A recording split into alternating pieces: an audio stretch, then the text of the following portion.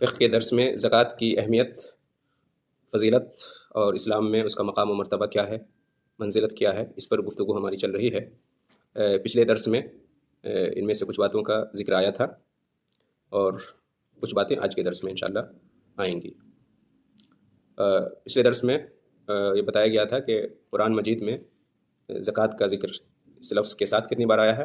30 مرتبہ آیا ہے، جس میں سے نماز کے ساتھ ایک ہی آیت میں 26 جگہ پہ ایک ہی آیت میں نماز کے ساتھ زکوٰۃ کا ذکر آیا ہے۔ باقی ایک جگہ ایک سیاق میں ہے، ایک آیت میں نہیں ہے لیکن ایک ہی سیاق میں ہے۔ سیاق کو کیا بولتے ہیں انگلش میں؟ ایک ہی پیراگراف میں، ایک ہی سینٹنس میں۔ ہاں، اور باقی 3 جگہ زکوٰۃ کا الگ سے ذکر آیا ہے، وہاں پہ نماز کا ذکر نہیں ہے۔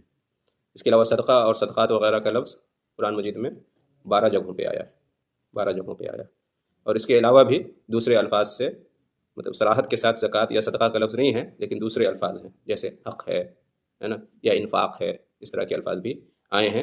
تو اتنا زیادہ اہتمام قرآن مجید میں زکوٰۃ کے تعلق سے کیا گیا ہے، یہ اس بات کی دلیل ہے کہ زکوٰۃ جو ہے نا بہت ہی عظیم الشان چیز ہے۔ زکوٰۃ کی اہمیت اور زکوٰۃ کی اہمیت، فضیلت، اس کے مقام و مرتبہ اور اس کی منزلت پر یہ چیز بھی دلالت کرتی ہے کہ جو مسلمان زکوٰۃ کے واجب ہونے کا انکار کرے تو اس کا حکم کیا ہے؟ وہ کافر ہے۔ جو زکوٰۃ کی فرضیت کا انکار کرے، جو یہ کہے کہ میں نہیں مانتا کہ اسلام میں زکوٰۃ فرض ہے یا واجب ہے، تو زکوٰۃ کی فرضیت کا انکار کرنا کفر ہے، اور زکوٰۃ کی فرضیت کا انکار کرنے والا کیا ہے؟ کافر ہے۔ البتہ جو شخص جہالت کی بنیاد پر زکوٰۃ کی فرضیت کا انکار کرے، اسے زکوٰۃ کی فرضیت کا علم نہیں ہے، اس وجہ سے وہ انکار کر رہا ہے، یا اس وجہ سے انکار کرے کہ وہ ابھی نیا نیا مسلمان ہوا ہے مثال کے طور پر، اور اسے زکوٰۃ کے بارے میں علم نہیں ہے، یا اس وجہ سے انکار کر بیٹھے کہ وہ اسلامی ماحول سے دور ہے مسلمان خاندانی لیکن اسلامی ماحول سے دور ہے، دور دراز کے علاقے میں ہے جہاں اسلام اور مسلمانوں کا اتنا شعرہ نہیں ہے، تو اس وجہ سے اگر وہ انکار کرے، ٹھیک ہے، تو اس سلسلے میں حکم یہ ہے کہ پہلے اس کو بتایا جائے گا، اس کو سمجھایا جائے گا، اسے اس کے اوپر حجت قائم کی جائے گی، اسے بتایا جائے گا کہ اسلام کا یہ حکم ہے، زکوٰۃ کا اسلام میں یہ حکم ہے، فرض ہے، واجب ہے، اور اسلام کا ایک اہم رکن ہے۔ تو اگر مان گیا تو ٹھیک، توبہ کر لیا اس نے انکار سے، اقرار کر لیا زکوٰۃ کی فرضیت کا، تو ٹھیک ہے، اور اگر اس کے باوجود وہ انکار کرے تو پھر حکم لگایا جائے گا کفر کا، ٹھیک ہے۔ یہ اہل علم نے یہ کہا ہے کہ جو زکوٰۃ کا انکار کرے تو اس کا کیا حکم ہے، تو اس کی یہ تفصیل ہے، ٹھیک ہے۔ اگر علم رہتے ہوئے انکار کرے تو کافر ہے، ٹھیک ہے، اور اگر علم نہیں ہے، نیا نیا مسلمان ہوا اس وجہ سے، یا اسلامک ماحول سے دور ہے اس وجہ سے، تو اس کو پہلے بتایا جائے گا، اگر مان لیا تو ٹھیک، اگر پھر بھی نہیں مانا تو پھر کفر کا حکم لگایا جائے گا۔ شیخ ابن باز رحمہ اللہ اس بارے میں کہتے ہیں کہ اما تارک الزکوٰۃ ففیہ تفصیل، کہ زکوٰۃ کا ترک کرنے والا اس کا کیا حکم ہے، اس میں تفصیل ہے۔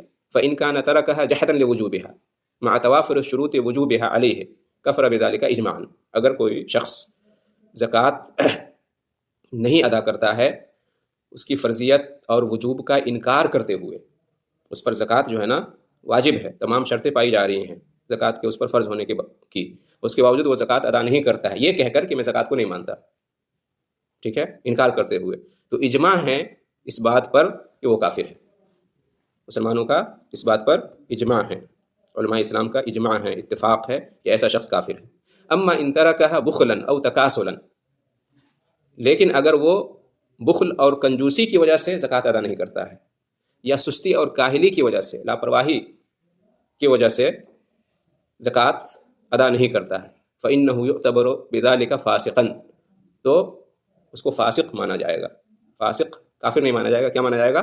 فاسق مانا جائے گا، گنہگار مانا جائے گا، قد ارتکب کبیرۃ عظیمۃ من کبائر الذنوب، یہ مانا جائے گا کہ اس نے ایک کبیرہ گناہ کا ارتکاب کیا، ٹھیک ہے۔ یہ شیخ ابن باز کا فتویٰ ہے۔ شیخ ابن عثیمین رحمہ اللہ کہتے ہیں کہ من انکر وجوبها فقد کفر الا ان یکون حدیث عہد باسلام او ناشئ فی بادیۃ بعیدۃ عن العلم واہلہ فیعذر ولکنہ یعلم وان اسر بعد علمہ فقد کفر مرتدا، کہ جو زکوٰۃ کے واجب ہونے کا انکار کرے تو وہ کافر ہے، سوائے اس کے کہ وہ نیا نیا مسلمان ہوا ہو، یا یہ کہ علم اور اہل علم سے بہت دور ہو، تو پھر وہ معذور سمجھا جائے گا، پھر وہ کیا سمجھا جائے گا؟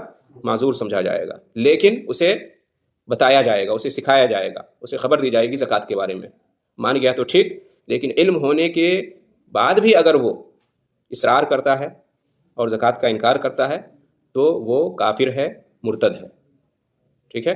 آگے فرماتے ہیں وَأَمَّا مَن مَنَعَهَا بُخْلًا وَتَهَاوُنًا، لیکن جو بخل کے طور پر یا تہاون کے طور پر، بخالت اور سستی کے طور پر منع کرے زکوٰۃ دینے سے، ٹھیک ہے، فَفِيهِ خِلَافٌ بین اہل العلم، تو اہل علم کے یہاں اس بارے میں اختلاف ہے کہ وہ کافر ہوگا یا فاسق ہوگا، کافر ہوگا یا نہیں ہوگا۔ والصحیح انہ لا یکفر ولا یکفر لا یکفر، لیکن صحیح بات یہ ہے کہ وہ کیا ہوگا؟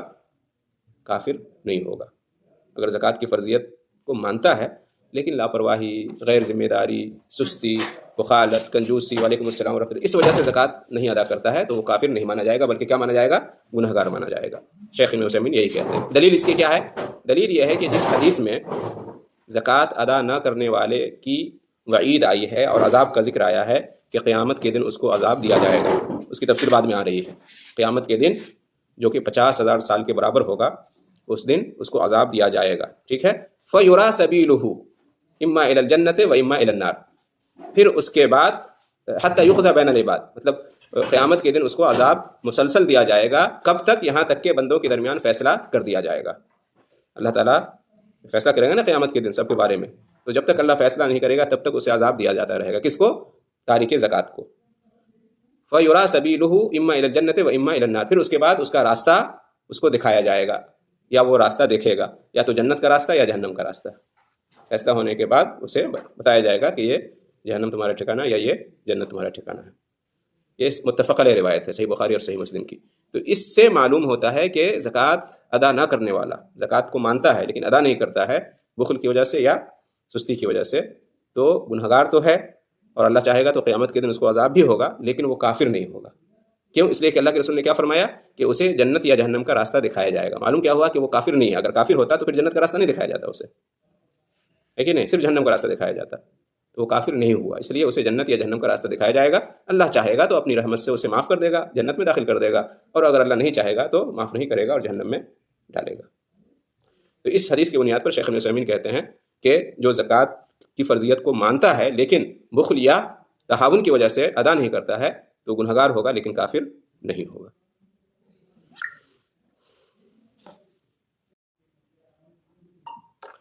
اسی طرح سے زکوٰۃ کی اہمیت اور مقام و مرتبہ کیا ہے اسلام میں، اس کا اندازہ آپ اس سے بھی لگا سکتے ہیں کہ جو زکوٰۃ ادا کرنے سے انکار کرے، عبدالرحمن کا فون آ رہا ہے،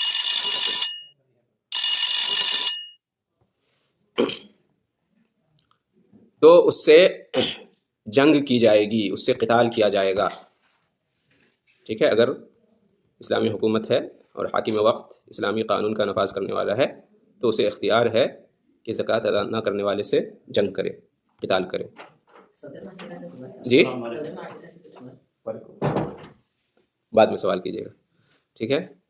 دلیل اس کی کیا ہے؟ متفق علیہ روایت ہے، نبی صلی اللہ علیہ وسلم ارشاد فرماتے ہیں کہ امرت ان اقاتل الناس حتى يشهدوا ان لا الہ الا اللہ وان محمد رسول اللہ ويقيموا الصلاة ويؤتوا الزکاة، کہ مجھے حکم دیا گیا ہے کہ میں لوگوں سے قتال کروں، لوگوں سے جنگ کروں، یہاں تک کہ وہ گواہی دیں اس بات کی کہ اللہ کے سوا کوئی معبود برحق نہیں اور محمد صلی اللہ علیہ وسلم اللہ کے رسول ہیں، اور نماز قائم کریں اور زکوٰۃ ادا کریں۔ تو اس روایت سے اہل علم نے یہ استدلال کیا ہے کہ زکوٰۃ بھی ان چیزوں میں سے ہے کہ جس کا انکار کرنے پر یا جس کی ادائیگی سے انکار کرنے پر حاکم وقت کو اختیار ہے کہ وہ کیا کرے؟ جنگ کرے، سزا دے اسے۔ ابو بکر رضی اللہ تعالیٰ عنہ نے اس لیے فرمایا تھا واللہ لأقاتلن من فرق بین الصلاة والزکاة، متفق علیہ روایت ہے کہ اللہ کی قسم میں قتال کروں گا ہر اس شخص سے جو نماز اور زکوٰۃ میں فرق کرے گا، یعنی نماز کا تو قائل ہے، نماز تو پڑھتا ہے لیکن زکوٰۃ کا قائل نہیں ہے، زکوٰۃ ادا نہیں کرتا، تو میں اسے کیا کروں گا؟ قتال کروں گا، جنگ کروں گا۔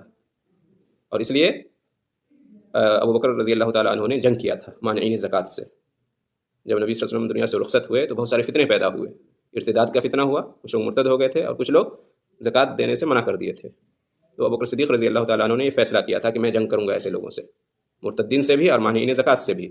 ابن عمر رضی اللہ تعالیٰ عنہ اور دوسرے صحابہ کرام نے کہا آپ کیسے جنگ کریں گے؟ مسلمان سے جنگ کریں گے؟ آپ کلمہ پڑھتے ہیں، نماز پڑھتے ہیں، آپ اسے کس بنیاد پر جنگ کریں گے؟ تو ابوبکر صدیق رضی اللہ تعالیٰ نے یہی روایت پیش کی تھی، یہی دلیل دی کہ اللہ کے رسول نے فرمایا کہ میں جنگ کروں گا جب تک کہ وہ گواہی نہ دیں توحید کی، رسالت کی، نماز قائم نہ کریں اور زکوٰۃ ادا نہ کریں.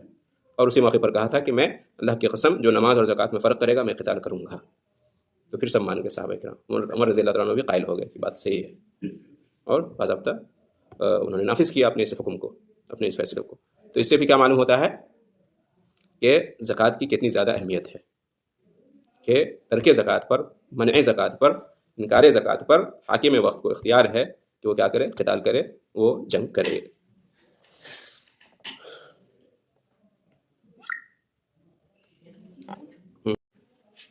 اسی طرح سے زکوٰۃ کی اہمیت اور فضیلت اس سے بھی معلوم ہوتی ہے کہ قرآن اور حدیث میں زکوٰۃ ادا نہ کرنے والے کے سلسلے میں عذاب کا اور زکوٰۃ کا ذکر آیا ہے. سورہ توبہ میں اللہ تعالیٰ فرماتا ہے والذین یکنزون الذهب والفضة ولا ينفقونها في سبيل الله فبشرهم بعذاب أليم يوم يحمى عليها في نار جهنم فتكوى بها جباههم وجنوبهم وظهورهم هذا ما كنزتم لأنفسكم فذوقوا ما كنتم تكنزون. سورہ توبہ آیت نمبر 35. اللہ تعالیٰ فرماتا ہے 35. اللہ تعالیٰ فرماتا ہے کہ جو لوگ سونا اور چاندی کو جمع کر کے رکھتے ہیں اور اللہ کے راستے میں خرچ نہیں کرتے ہیں تو انہیں آپ دردناک عذاب کی بشارت دے دیجئے، خوشخبری سنا دیجئے. اس دن یعنی قیامت کے دن جہنم کی آگ میں اس کے مال کو، سونا چاندی کو گرم کیا جائے گا اور اس کے ذریعے سے ان کی پیشانیوں اور ان کے پہلوؤں اور ان کی پیٹھوں تینوں کو داغا جائے گا اور کہا جائے گا کہ یہی ہے تمہارا وہ مال، سونا چاندی جو تم جمع کر کے رکھتے تھے، تم نے جو جمع کیا تھا اب اس کا عذاب چکھو. ٹھیک ہے. تو ہر وہ مال جس کی زکوٰۃ ادا نہیں کی جاتی ہے اس کو کنز بولتے ہیں، خزانہ، کنز جمع کر کے رکھتے ہیں اور اس کی زکوٰۃ ادا نہیں کرتے ہیں، اس پر یہ قرآن میں یہ عذاب کی وعید سنائی گئی ہے. پیشانی اور پہلو اور پیٹھ تینوں کو داغا جائے گا. تینوں کو کیا ہے؟ داغا جائے گا. کہتے ہیں کہ جب زکوٰۃ وصول کرنے والے جاتے ہیں یا صدقات والے تو پیشانی پر شکن آ جاتی ہے، جو لوگ زکوٰۃ ادا نہیں کرنا چاہتے ہیں. پھر وہ جو ہے نا پھرتے ہیں، اپنے پہلو کے بل پھرتے ہیں، پھر اس کے بعد پیٹھ پھیر کر نکل جاتے ہیں. تو اس لیے پیشانی اور پہلو اور پیٹھ تینوں کو سزا دی جائے گی، تینوں کو داغا جائے گا. سورہ آل عمران کی آیت ہے 180 ولا يحسبن الذين يبخلون بما آتاهم الله من فضله هو خير لهم بل هو شر لهم سيطوقون ما بخلوا به يوم القيامة. کہ جو لوگ بخیلی کرتے ہیں، کنجوسی کرتے ہیں، اللہ تعالیٰ نے جو فضل عطا کیا ہے، جو روزی دی ہے، جو مال عطا کیا، اس میں بخیلی کرتے ہیں، یعنی اللہ کے راستے میں خرچ نہیں کرتے ہیں، تو یہ لوگ یہ نہ سمجھیں کہ یہ ان کے حق میں بہتر ہے، بلکہ ان کے لیے یہ بہت بری چیز ہے. ایسا کرنا ان کے حق میں بہت برا ہے. کیا ہوگا؟ قیامت کے دن جس مال میں یہ بخیلی کر رہے ہیں توق بنا کر انہیں پہنایا جائے گا، ان کے گردن میں توق ڈالا جائے گا.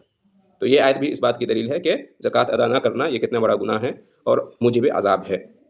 اسی طرح سے متفق علیہ روایت ہے کہ ما من صاحب ذهب ولا فضة لا يؤدي حقها الا اذا كان يوم القيامة صفحت له صفائح من نار فأحمي عليها في نار جهنم فيكوى بها جنبه وجبينه وزهره كلما بردت أعيدت له في يوم كان مقداره 50,000 سنة حتى يقضى بين العباد فيرى سبيله إما إلى الجنة وإما إلى النار. کہ جس کے پاس بھی سونا چاندی یا کوئی بھی مال ہو جس میں زکوٰۃ واجب ہوتی ہے، حدیث میں جو ہے اونٹ، گائے اور بکری، گھوڑے کا بھی تذکرہ آیا ہے، جس کے پاس بھی اس قسم کا مال ہے اور وہ اس کا حق ادا نہیں کرتا ہے، یعنی زکوٰۃ نہیں نکالتا ہے، تو قیامت کے دن آگ کی تختیاں بنائی جائیں گی. بعض علم کہتے ہیں کہ انہی کے مالوں کو آگ کی تختیوں کی شکل دے دی جائے گی اور جہنم میں گرم کیا جائے گا ان تختیوں کو، سلیٹ. ٹھیک ہے. اور پھر اس کے ذریعے سے اس کی پیشانی کو اور اس کے پہلو کو اور اس کی پیٹھ کو داغا جائے گا. جب ٹھنڈی ہو جائیں گی تختیاں تو دوبارہ اسے گرم کیا جائے گا اور اس کے ذریعے سزا دی جائے گی. یہ اس دن قیامت کے دن ایسا ہوتا رہے گا. قیامت کا دن کتنا ہے؟ 50,000 سال کے برابر ہے. اس پورے عرصے میں اس کے ساتھ یہی معاملہ کیا جائے گا یہاں تک کہ بندوں کے درمیان فیصلہ کیا جائے گا اور پھر ایسے شخص کو اس کا راستہ دکھایا، ٹھکانہ دکھایا جائے گا، یا تو جنت یا جہنم. تو یعنی جنت جہنم کا فیصلہ ہونے سے پہلے ہی عذاب شروع ہو جائے گا اور مسلسل عذاب دیا جائے گا. تو اس سے معلوم ہوتا ہے کہ زکوٰۃ ادا نہ کرنا کتنا بڑا گناہ ہے. اسی طرح سے متفق علیہ ایک اور روایت ہے کہ من آتاہ اللہ مالا فلم یؤدی زکاتہ مثل له ماله یوم القیامۃ شجاعا اقرع له زبیبتان یطوقه یوم القیامہ ثم یاخذ بلهزمتیہ یعنی بشدقیہ ثم یقول انا مالک انا کنزک ثم قرأ هذه الآیہ ولا يحسبن الذین یبخلون الی آخر الآیہ. یعنی اللہ کے رسول صلی اللہ علیہ وسلم ارشاد فرماتے ہیں کہ جس کو اللہ نے مال عطا کیا ہے اور وہ اس کی زکوٰۃ ادا نہیں کرتا ہے تو قیامت کے دن اس کا مال گنجے زہریلے سانپ کی شکل میں کر دیا جائے گا، جس کے اوپر 2 سیاہ نقطے ہوں گے، 2 کالے نشان ہوں گے. یہ اس قسم کا سانپ بہت ڈینجر اور خطرناک ہوتا ہے، بہت زہریلا ہوتا ہے. قیامت کے دن اس کا طوق بنا کر اس کو پہنایا جائے گا. پھر وہ سانپ کیا کرے گا؟ اس کے دونوں باچھوں کو، دونوں جبڑوں کو ڈسے گا، ٹھیک ہے، اور وہ کہے گا کہ انا مالو کا انا کنزو کا، میں تیرا مال ہوں، میں تیرا خزانہ ہوں جو تم نے دنیا میں جمع کر کے رکھا. پھر اللہ کے رسول نے اس آیت کا حوالہ دیا جو ابھی گزری ہے کہ جو لوگ بخیلی کرتے ہیں اللہ کے دیے ہوئے مال میں تو وہ ان کے حق میں بہتر نہیں بلکہ ان کے حق میں بہت ہی بدتر ہے. آخری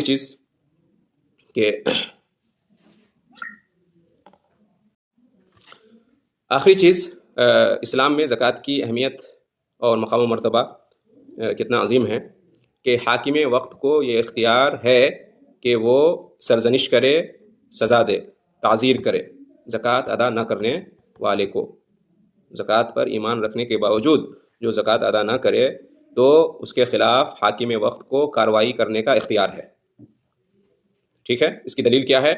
صحیح ابو داؤد کی روایت ہے، یعنی سنن ابو داؤد کی روایت ہے اور یہ صحیح روایت ہے، شیخ البانی نے اس کو صحیح قرار دیا.